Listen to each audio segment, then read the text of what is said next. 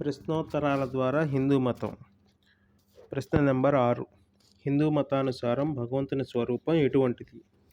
హిందూ మతంలో వివిధ సాంప్రదాయాలు భగవంతుని గురించి చెప్పే అభిప్రాయాల్ని, వాటి ఊహాపోహల్ని సంగ్రహంగా ఇలా పేర్కొనవచ్చు.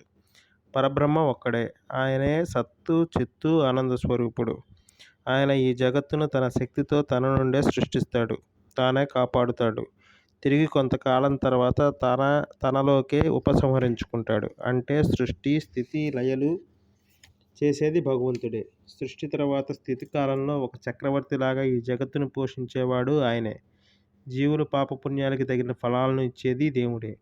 ఆయన సర్వజ్ఞుడు, సర్వశక్తిమంతుడు, జ్ఞానమయుడు, సౌందర్యనిధి, సకల సద్గుణాలకు నిలయుడు. భగవంతునికి జీవుల మీద అపారమైన కరుణ ఉంటుంది. ఆయన దయాస్వరూపుడు.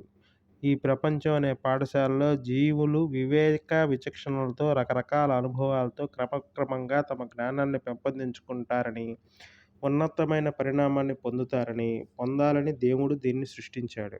భగవంతుడు భక్తప్రియుడు. శరణాగత భావంతో ఆయన ప్రేమించటం సులభం. దైవ సాక్షాత్కారంతోనే మానవ జన్మ సార్థకమవుతుంది. ఆయన సాకారుడే కాక నిరాకారుడు కూడా. దేవుడు ధర్మాన్ని తిరిగి స్థాపించటానికి, భక్తుల్ని ఉద్ధరించటానికి ప్రతి యుగంలో ఈ లోకంలో అవతరిస్తాడు. ధన్యవాదములు.